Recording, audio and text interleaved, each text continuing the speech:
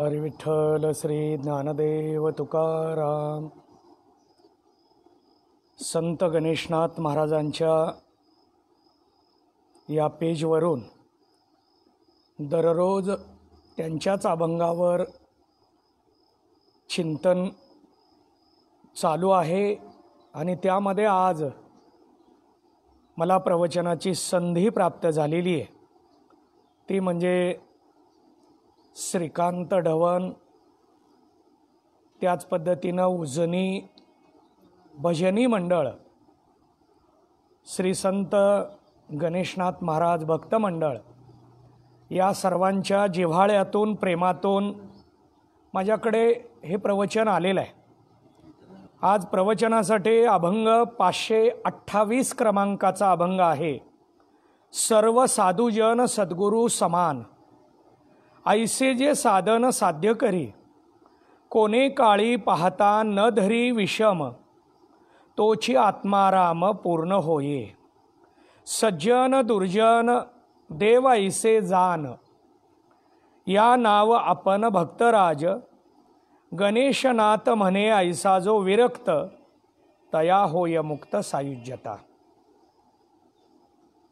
हा अभंग आपण आज प्रवचनासाठी घेतलेला आहे. अतिशय सुंदर आणि चिंतनीय असा अभंग आहे. सर्वप्रथम मी श्रीकांत ढवण व संत गणेशनाथ भक्त मंडळाचं अभिनंदन करेन की आपण संत गणेशनाथ महाराजांची या माध्यमातून सेवा करताय आणि संत गणेशनाथ महाराजांचं वाङ्मय अभंग महाराष्ट्रात कानाकोपऱ्यामध्ये नव्हे संपूर्ण भारत देशामध्ये हा विचार पोहोच करण्याचं एक मोठं कार्य आपण करत आहात. आणि या कार्यामध्ये, व्यापक कार्यामध्ये मलाही आपण सेवेला संधी दिली त्याबद्दल आपल्याविषयी आभार आणि कृतज्ञता व्यक्त करतो. या अभंगातून संत गणेशनाथ महाराजांनी सात्विक आणि ज्ञानदृष्टीचं चिंतन मांडलेलं आहे. ज्ञानी मंडळींची दृष्टी कशी असावी, कशी असते, या दृष्टीचा विचार पाहत असताना आपण जगाकडे पाहतो. जग कसं आहे, ज्याची जशी दृष्टी आहे तो तसा जगाचा विचार सांगतो. जसं भजन कसं आहे असं जर विचारलं तर भजनाच्या अनुषंगानं ज्याला जे वाटतं ते तो सांगतो. काही जण म्हणतात भजनामध्ये वेगवेगळे अभंग ऐकायला मिळतात, गवळणी ऐकायला मिळतात. काही जण म्हणतील भजनामध्ये वेगवेगळ्या चाली ऐकायला मिळतात, वेगवेगळे राग ऐकायला मिळतात. काही जण म्हणतात भजनामध्ये आम्हाला त्या भजनातला ताल स्वर वगैरे कानावर पडला की बाकी काही आठवत नाही. काही जण सांगतील भजनाच्या माध्यमातून भजनातल्या शब्दाच्या अर्थाला जर पोहोचलो आपण तर तत्वस्पर्श होतो आणि तो तत्वस्पर्श अतिशय महत्त्वाचा आहे अशी भजनाच्या बाबतीतली आपली धारणा मांडली जाते. आपण ज्या गोष्टीकडे पाहू त्या पद्धतीची दृष्टी आहे आणि म्हणून महाराजांनी या ठिकाणी दृष्टीचा विचार सांगितला. सर्व साधुजन सद्गुरू समान. सद्गुरूकडे पाहताना, साधूंकडे, संतांकडे पाहताना आपली दोघांकडेही पाहण्याची दृष्टी आदराची.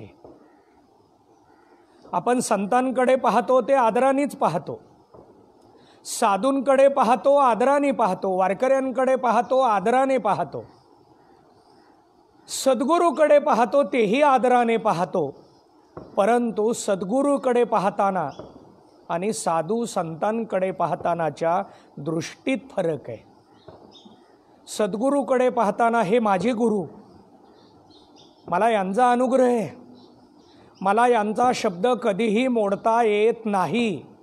याचाच अर्थ बाकीच्यांचे शब्द मोडले तरी असा कंसातला अर्थ आपल्याला स्वीकारावा लागतो.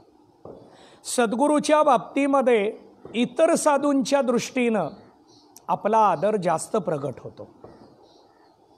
याचा विचार जर आपल्याला करायचा झाला तर हे अर्थवादातून स्वीकारावं लागतं. शास्त्रामध्ये श्रुती षडलिंग सांगितलेलं आहे. षडलिंग म्हणजे 6 अंग. यामध्ये उपक्रम, उपसंहार, अभ्यास, अपूर्वता, फल, विषय, अर्थवाद आणि उपपत्ती अशा पद्धतीनं 6 लक्षणा मांडल्या गेलेल्या आहेत. आणि त्या 6 लक्षणेचा विचार करत असताना उपपत्ती हा विचार जो मांडला गेला, या उपपत्तीमध्ये दृष्टांत दिले गेले. दृष्टांताच्या माध्यमातून विषय पटवून देणं, तसा त्यात एक अर्थवाद आहे. अर्थवाद म्हणजे स्तुती आणि निंदा. एखाद्या व्यक्तीची स्तुती केली की इतरांची निंदा केल्यासारखा प्रसंग निर्माण होतो. आपण मंडळामध्ये एखाद्याला म्हणतो हे सात्विक आहेत बघा, हे सात्विक आहेत, याचा अर्थ इतर सात्विक नाहीत. मग त्यांच्याविषयी निंदा घडली का? हे फक्त आमच्या मंडळात हे फक्त वाईट वागतात, याचा अर्थ इतर चांगलं वागतात, मग ही इतरांची स्तुती आहे असा अर्थ घ्यायचा का? पण काही वेळेला शास्त्रानं आम्हाला अर्थवाद सांगितला, तो स्तुती आणि निंदा वर्जित अर्थ स्वीकारणं. तिथं स्तुती पण नव्हे आणि निंदा पण नव्हे, वास्तव स्वीकारणं, याला अर्थवाद असं म्हटलं जातं. गुरूंचं वर्णन करत असताना आपण गौरवाने करतो, इतरांना सांगतो हे माझे गुरु आहेत, मी 10 वर्षापूर्वी यांच्याकडे गेलो, अनुग्रह घेतला, अनुग्रहामध्ये यांनी मला माळ घातली, नाम दिलं, जप चालू केला, पण या जपाच्या माध्यमातून मला वेगवेगळा अनुभव येत गेला. मी माझ्या सगळ्या शंका गुरूंसमोर जाऊन मांडतो आणि म्हणून त्यांचा शब्द कधीही मोडत नाही. गुरुच्या बाबतीतले गौरवोद्गार काढले जातात. गुरूंच्या अनुषंगानं स्तुती गायली जाते. याचा अर्थ इतर संत, इतर साधू त्यांची निंदा नव्हे, परंतु गणेशनाथ महाराज या अभंगात सांगतात, सर्व साधू सर्व संत सद्गुरू समान पाहिले पाहिजेत. सद्गुरूकडं पाहण्याची जी दृष्टी आहे तीच दृष्टी इतर साधू इतर संतांकडं सुद्धा आपली असली पाहिजे. आता सद्गुरूकडे आपण पाहताना या सद्गुरूचं लक्षण सुद्धा पाहावं लागतं. मी नेहमी यावर चिंतन मांडत असतो, मांडत आलोय. आणि त्याचा विचार करत असताना गुरु कोणाला म्हणावं, श्रीगुरु कोणाला म्हणावं, सद्गुरू कोणाला म्हणावं आणि जगद्गुरू कोणाला म्हणावं. गुरुपदाच्या अनुषंगाने 4 लक्षणं आहेत. गुरु म्हटलं की ज्ञान, श्रीगुरू म्हटलं की ज्ञान, सद्गुरू म्हटलं की ज्ञान आणि जगद्गुरू म्हटलं की ज्ञान. ज्ञान हे 4ही ठिकाणी असताना याला विशेषणं का आली?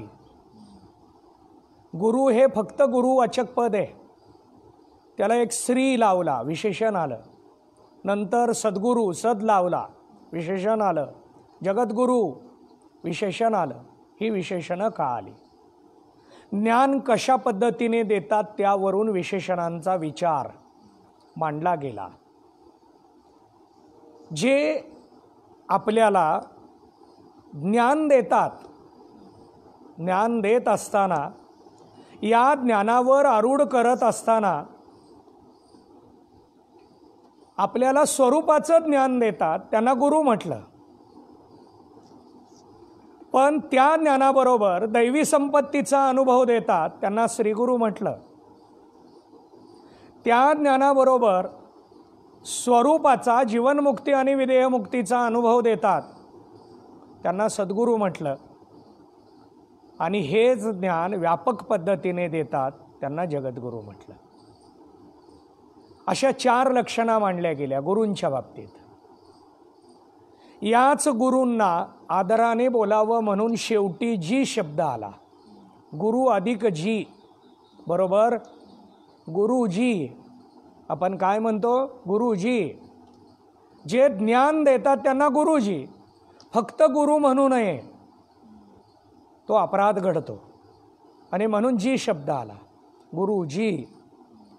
गुरुजी म्हटलं, गुरु म्हटलं तरी अर्थ एकच आहे, पण गुरुजी म्हणण्यात आदर आहे, आदर व्यक्त होतो. आणि म्हणून हा आदर व्यक्त होत असताना आपल्या समोर त्या पद्धतीचं चिंतन मांडलं गेलं. आणि त्या अनुषंगानं सद्गुरू कुणाला म्हणावं, सद्गुरू वाचोनी सापडेना सोय, धरावे ते पाय आधी आधी. सद्गुरूंची सेवा करावी, प्राधान्यानं करावी. सद्गुरूंची सेवा जीवनामध्ये खूप महत्त्वाची आहे. उजनी ग्रामस्थांचं भाग्य मोठं आहे. आणि म्हणून त्यांना सद्गुरू गणेशनाथ महाराज भेटले. गणेशनाथ महाराज हे उजनी व उजनी परिसरातील पंचक्रोशीतील भाविकांना सद्गुरू रूपानं भेटले आणि त्यांनी अभंगाच्या माध्यमातून संत वाङ्मय सेवेसाठी उपलब्ध करून दिलं. गणेशनाथ महाराजांची अभंग गाथा त्या पंचक्रोशीमध्ये प्रत्येकापर्यंत भक्तमंडळींनी प्रकाशित करून पोहोच केली. पण आता इथं या लाईव्हच्या माध्यमातून, थेट प्रक्षेपणाच्या मोबाईलच्या माध्यमातून, या पेजच्या माध्यमातून गावागावामध्ये, घराघरामध्ये, महाराष्ट्राच्या बाहेर हा विचार पोच करण्याचं एक अनमोल कार्य सुरू झालं. सद्गुरू सेवा व्यापक केली या लाईव्हच्या माध्यमातून. सद्गुरू सेवा उजनीमध्ये येऊन समाधीसमोर डोकं टेकून परिसर स्वच्छ करणं, तिथं बसून जप करणं ही सद्गुरू सेवाच आहे. परंतु आत्ता या फेसबुक पेजच्या माध्यमातून, लाईव्हच्या माध्यमातून जे जे भक्तमंडळी घरामध्ये आहेत तिथं ते श्रवण करतात, तिथून त्यांची सद्गुरू सेवा सुरू झाली. त्यांना घरामध्ये सेवा उपलब्ध करून देण्याचं कार्य या फेसबुकच्या माध्यमातून चालू आहे. खरंच फेसबुक पेजच्या माध्यमातून घरामध्ये बसून जी जी मंडळी हे श्रवण करतात त्या मंडळींना सद्गुरू सेवा सहज घडू लागली. नाहीतर आपण आपल्या कर्माच्या प्रापंचाच्या अधीन राहून आपण आपल्या व्यवहारामध्ये व्यस्त असतो. इच्छा असली तरी सद्गुरू सेवा घडत नाही. आपल्याला इच्छा आहे, तळमळ आहे, आपलं कर्तव्यसुद्धा आहे सद्गुरू सेवा करावी, तळमळ आहे, पण काय करावं वेळच मिळाला नाही. जसं विद्यार्थी सांगतात, अभ्यासात वेळ गेल्यामुळं इतर विषयाला वेळ देता आला नाही. प्रापंचिक मनुष्याचं असंच आहे. तो आपल्या प्रपंचात कामधंद्यामध्ये व्यस्त आहे आणि त्यामुळं सद्गुरू सेवा घडत नाही. मग ही सद्गुरू सेवा घरामध्ये बसून लाईव्हच्या माध्यमातून चालू झाली. ही सद्गुरू सेवा आम्हाला या लाईव्हची लिंक सर्वांपर्यंत पाठवून त्यांना सद्गुरू सेवेत आणण्यासाठी आम्ही करायला लागलो. ही सद्गुरू सेवाच आहे. आम्ही इतरांना लिंक पाठवली, त्यांना सेवेत श्रवणात आणलं. ही काय आहे? सद्गुरू सेवा आहे. याला गुरुसेवाच म्हटलं जातं. गुरुसेवेचं एक लक्षण ज्ञानोबरायांनी 4थ्या अध्यायात सांगितलेलं आहे. जेथ ज्ञानाचा कुरुढा तेथ सेवा हा दारवंठा, तो स्वाधीन करी सुभटा ओळगोनी. सेवा केली पाहिजे. सेवा हे द्वार आहे. ज्ञानाचं द्वार आहे, आत्मदर्शनाचं द्वार आहे, आत्मसाक्षात्काराचं द्वार आहे, ब्रह्मदर्शनाचं द्वार आहे. पण या सेवेसाठी आम्हाला गुरूंकडे जावं लागतं. आम्हाला काय करावं लागतं? गुरूंकडे जावं लागतं. गुरु आश्रमात, गुरु मठामध्ये, गुरु मंदिरामध्ये जाऊन सेवा करावी लागते. पण आत्ता विज्ञानानं सेवेसाठी एक नवीन माध्यम दिलं, ते म्हणजे मोबाईल. मोबाईलच्या माध्यमातून लिंक असेल, लाईव्ह असेल, थेट प्रक्षेपण असेल, मग फेसबुक, यूट्यूब या माध्यमातून आम्ही गुरूंच्या वचनापर्यंत पोचू लागलो.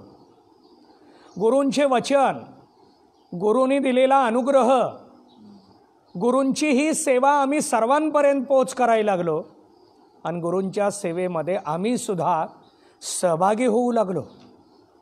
मग या गुरुसेवेतलं लक्षण आजचं आपण पाहतोय. सर्व साधू जन सद्गुरू समान. सर्व साधू, सर्व संत सद्गुरू समान स्वीकारले पाहिजेत. आता इथं साधू कोणाला म्हणावं? आम्ही पंचीकरणामध्ये कालच पाहिलं की साधू कोणाला म्हणावं. साधू कोणाला म्हणावं? ज्याची समान दृष्टी आहे त्यांना साधू म्हणावं. समान दृष्टी ज्याची आहे त्यांना काय म्हटलं जातं? साधू म्हटलं जातं. ज्यांच्याकडे दैवी संपदा आहे म्हणजेच विवेक, वैराग्य वगैरे आहे त्यांना साधू म्हटलं जातं. साधूपणाचं लक्षण मांडत असताना आपल्यासमोर चिंतन मांडलं. जे श्रोत्रिय आहेत, जे श्रोत्रिय आहेत, ब्रह्मनिष्ठ आहेत त्यांना साधू म्हटलं जातं. मग श्रोत्रिय कोण? श्रोत्रिय कोण? ज्यांना वेदाचा, शास्त्राचा परिपूर्ण अभ्यास श्रवण आहे, सर्व वेद शास्त्र श्रवण झालेले आहेत त्यांना श्रोत्रिय म्हटलं जातं. आणि ज्यांची ब्रह्माच्या ठिकाणी, स्वरूपाच्या ठिकाणी निष्ठा आहे त्यांना ब्रह्मनिष्ठ म्हटलं जातं. ब्रह्मनिष्ठ कोण? श्रोत्रिय कोण? आणि दयाळू कोण? जे दयाळू आहेत, श्रोत्रिय आहेत, ब्रह्मनिष्ठ आहेत, समान दृष्टीचे आहेत त्यांना सद्गुरू म्हटलं, साधू म्हटलं. आता या साधूंचं आणखीन एक लक्षण. सहाधू म्हणजे साधू. सहा म्हणजे सहा विकार. धू म्हणजे त्यांनी धुतले, स्वच्छ केले. कुणाचे? आपले नाही, साधकाचे. त्यांच्याकडे विकारच नाही त्यांना साधू म्हणतात. पण साधकाचे विकार, सहा विकार जे धुतात, साधकाचे, जीवाचे सहा विकार जे धुतात, स्वच्छ करतात त्यांना काय म्हणावं? साधू. त्यांना साधू म्हणावं. आता हे विकार कोणते? स्थूल शरीराचे विकार वेगळे आणि सूक्ष्म शरीरातले विकार वेगळे. स्थूल शरीरातले विकार भगवद्गीतेत सांगितलेले असते. जायते वर्धते या श्लोकात त्याचं वर्णन आलेलं आहे. जन्म, जन्मल्यानंतर बालपण, बालपणातून तारुण्य, तारुण्यातून वृद्धी, वृद्धीतून म्हातारपण, म्हातारपणातून मरण, असा हा शरीराचा सहा विकाराचा संबंध आहे. हे सहा स्थूल शरीराचे विकार आणि सहा सूक्ष्म शरीराचे विकार. यामध्ये काम, क्रोध, लोभ, मोह, मद, मत्सर हे सहा विकार आहेत. या सहा विकाराला जे धुतात त्यांना साधू म्हणावं. त्यांना काय म्हणावं? साधू. हरिपाठाचा 6वा अभंग. साधू बोध झाला तो नुरोनिया ठेला ठाईच मुराला अनुभव. या साधूंचा बोध काय करतो? सहाला धुतो. सहाला काय करतो? धुतो. या सहाला धुणारे साधू आहेत. सहाला धुतात. धुतात म्हणजे मारतात का? नाही, निवृत्त करतात, काढून टाकतात, काढून टाकतात. त्यांना साधू म्हटलं.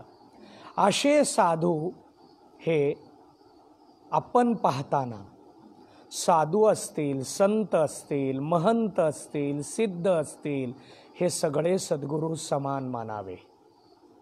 ती वृत्ती, ही गणेशनाथ महाराजांनी मांडलेली वृत्ती वारकरी संप्रदायात सर्व वारकऱ्यांच्या कडा आहे. वारकरी सगळ्यांना पाहताना वारकरी म्हणून पाहतो का? साधक वारकरी वेगळा, सिद्ध वारकरी वेगळा असं पाहतो का?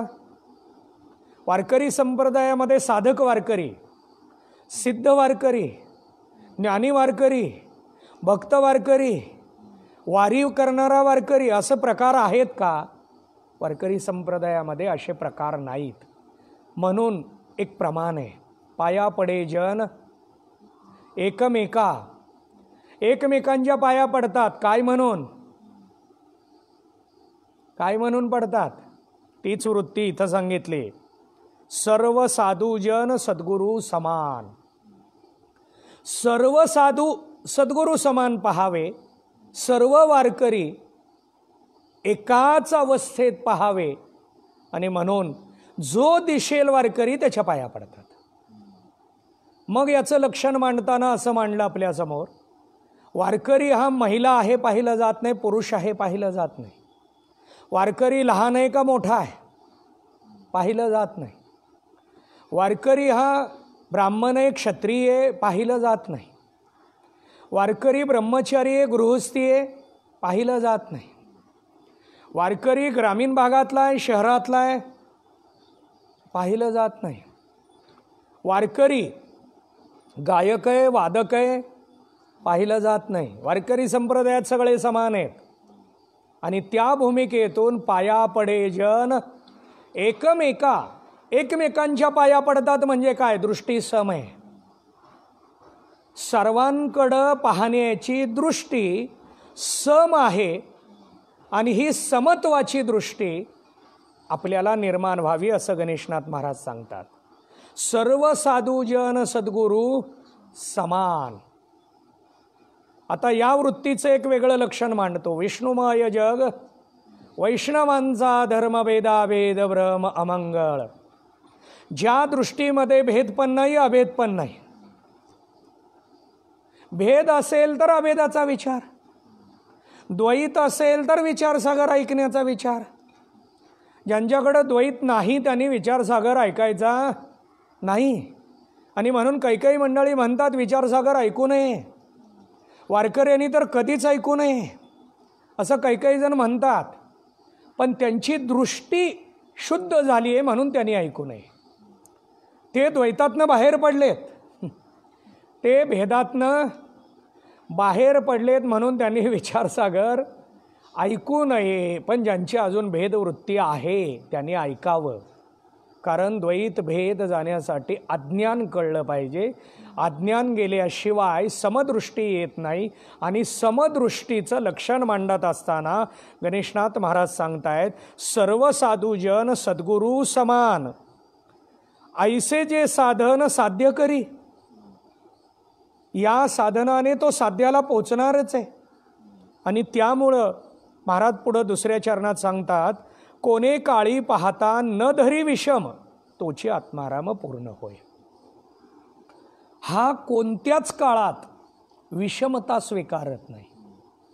तुकोबारायांचा एक अभंग आहे, विषम धुओनी सांडी अले आता हे सोवळे, झाले त्रिभुवनी विषम धुओनी सांडी अले.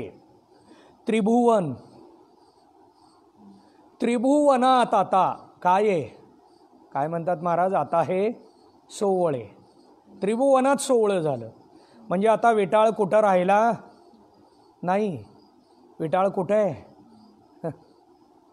त्रिभुवनात आहे पण आता राहिला नाही. मग विटाळ कुठे आहे? विषमपणात विटाळ आहे. तिन्ही भुवनात विटाळ आहे.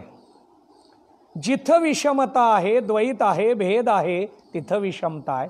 माझा विषमपणा गेला म्हणून विटाळ गेला, विटाळ गेला म्हणून शुद्धता आली. कुठं आली? त्रिभुवनात आली.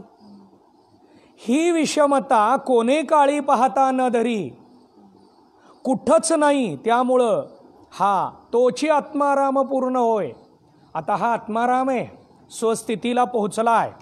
आणि म्हणून सज्जन दुर्जन देवाईसे जाण. आता याला सज्जनपणा दुर्जनपणा देवपणा राहिला नाही. सज्जन पण देव आणि दुर्जन पण देवच आहेत.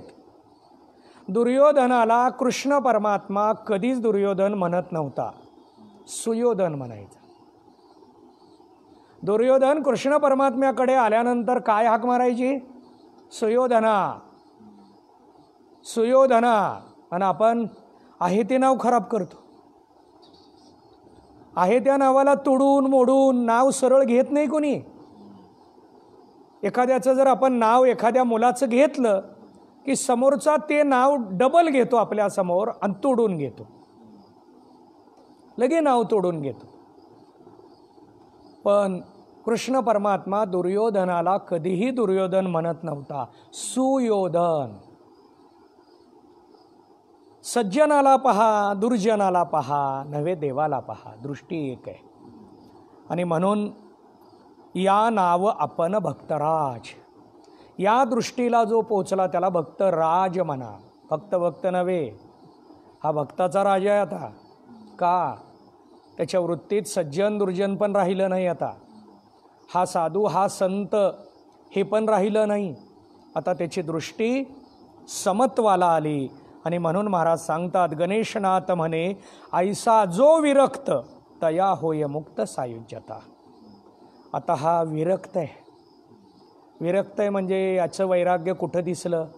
विरक्त म्हणजे वैराग्यवान. विरक्त म्हणजे काय? वैराग्य. त्यागी. त्यागीला आणखीन एक नाव आहे विरक्त. हा विरक्त आहे. मग विरक्त आहे म्हणजे यानं सगळं त्यागलं का? नाही. उपाधिरूपी दृष्टी त्यागली, तादात्म्य त्यागलं. जगात आहे, देहात आहे, सर्वस्वाचा त्याग वृत्ती न केला आणि म्हणून कशात हा गुंतत नाही. याच्या दृष्टीमध्ये फक्त आता समानता आहे. आणि म्हणून ही एक ज्ञानदृष्टी, ही एक सात्विक दृष्टी गणेशनाथ महाराजांनी या अभंगात मांडली. अभंगामध्ये मांडण्याचा हेतू हा असतो की ती दृष्टी आपली तयार व्हावी. आपण सुद्धा त्या दृष्टीला यावं, आपण त्या दृष्टीवर आरूढ व्हावं. आपल्याला नरदेह मिळाला, आपल्या भाग्यानं गणेशनाथ महाराजांचं पायिक झालो, आपण साधक झालो, सेवक झालो. आता आपण समदृष्टीला आलं पाहिजे असा या अभंगाचा एक सरळ सरळ अर्थ आहे. आणि त्या अर्थाचं चिंतन आज मला संत गणेशनाथ महाराजांच्या आशीर्वादानं जे सुचलं ते सांगण्याचा प्रयत्न केला.